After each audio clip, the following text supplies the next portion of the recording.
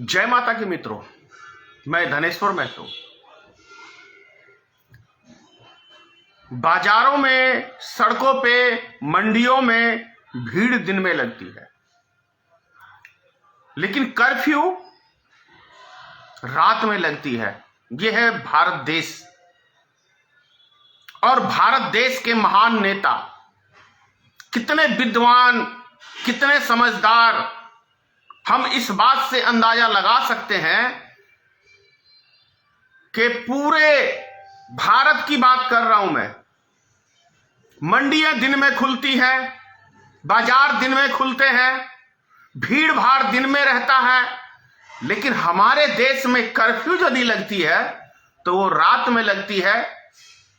अब कर्फ्यू रात में किसके लिए लगती है, ये बड़ा प्रश्न है। भूतों के लिए कर्फ्यू लगती है, चुड़ैल के लिए लगती है, शैतान के लिए कर्फ्यू लगाया जाता है रात में कि इनका प्रवेश हमारे राज्य में तो नहीं हो जाए, या कहें पुलिस वाले, प्रशासन वाले की आमदनी दोगुनी, चौगुनी, सौगुनी करने के लिए यह कर्फ्यू का खेल खेला जा रहा है। भीड़ रैलियों में जुटाई जाती है, राजनेता अपनी लाभ के लिए भीड़ रैलियों में जुटाते हैं और पाबंदी आम नागरिक के ऊपर बेमतलब में लगाते हैं। राजनीति का आपको समझ में आ रही है? इस देश की सरकार की समझ में आ रही है आपको कि आखिर रात में कर्फ्यू क्यों? कर्फ्यू तो दिन में होना चाहिए। और उससे भी बड़ा प्रश्न यह उठता है कि यदि 150 करोड़ वैक्सीन कोरोना का लग चुका है लोगों को, उसके बाद भी कोरोना पे कोई कंट्रोल नहीं है, तो कहीं ना कहीं आपको साजिश की बदबू नहीं आ रही? फिर या तो ये वैक्सीन झूठा है, या एक बहुत बड़ा हमारे देश के नागरिकों को समाप्त करने का, जनसंख्या कम करने का एक बहुत बड़ा षड्यंत्र तो नहीं रचा जा रहा है।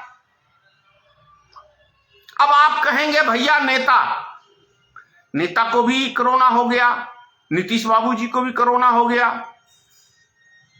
और भी नेताओं को। अरे भैया, ये सब एक ढकोसला है, ड्रामा है, क्योंकि आम नागरिक को उसके जाल में लपेटना है।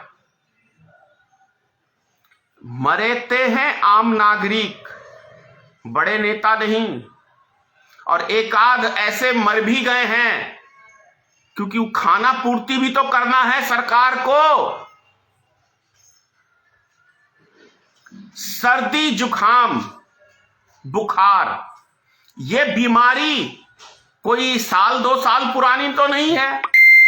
ये बीमारी सदियों से चली आ रही है, और साल में 2 बार इस बीमारी का बहुत जोर शोर से अपना ये प्रकोप दिखाता है। किस समय में? सर्दी के महीने में, क्योंकि ठंड में अक्सर आदमी को सर्दी, जुखाम या ठंड लग जाता है। गर्मी में लू लग जाता है, ठंडा गर्म की वजह से। ठंडा पानी, बर्फ वाला पानी, बाहर धूप में से आए, अचानक से एसी में आप आके बैठ गए, तो लोगों की तबीयत खराब होती है। उसको कोरोना का एक नया नाम देके और समूचे देश को किस तरीके से लाशों की ढेर हमने पिछले साल देखा है। गंगा में दफनाए गए हैं, बालू में जलाने के लिए लकड़ियां नहीं मिली है, लाशों को गंगा जी में फेंक दिया गया है, यूं ही तैर रहा था। ऊपर से सरकार का फरमान था कि एक भी आदमी की मौत ऑक्सीजन के बिना या ऐसे नहीं हुई है। ये पार्लियामेंट में बयान है, मेरा नहीं है भाई। अब सवाल ये उठता है कि हमारे देश में जिन्होंने अंधभक्ति का चोला पहन रखा है, कब इनकी भगवान मति को सही करेगा ताकि ऐसी घटिया राजनीति को ये लोग समझ पाएं। अभी एक मैं आज सवेरे पेपर में देख रहा था, रेलवे का हेडिंग थी 50 रुपये किराया बढ़ाया गया है रेलवे का। किसके लिए? तो विकास के लिए। 7 साल 8 साल होने जा रहे हैं, अब 8 साल होने जा रहा है मोदी सरकार को, 2-3 महीने में 8 साल पूरे कर लेंगे। तो 8 साल में लगभग मोदी सरकार ने जो किराया बढ़ाया वो क्या देश का विनाश करने के लिए बढ़ाया? ये प्रश्न है। अब ये कह रहे हैं कि हम विकास के लिए ये पैसा बढ़ा रहे हैं, तो इसका मतलब हम क्या निकालें कि इससे पहले जो आप किराया बढ़ा रहे थे तो देश को विनाश की ओर ले जाने के लिए बढ़ा रहे थे।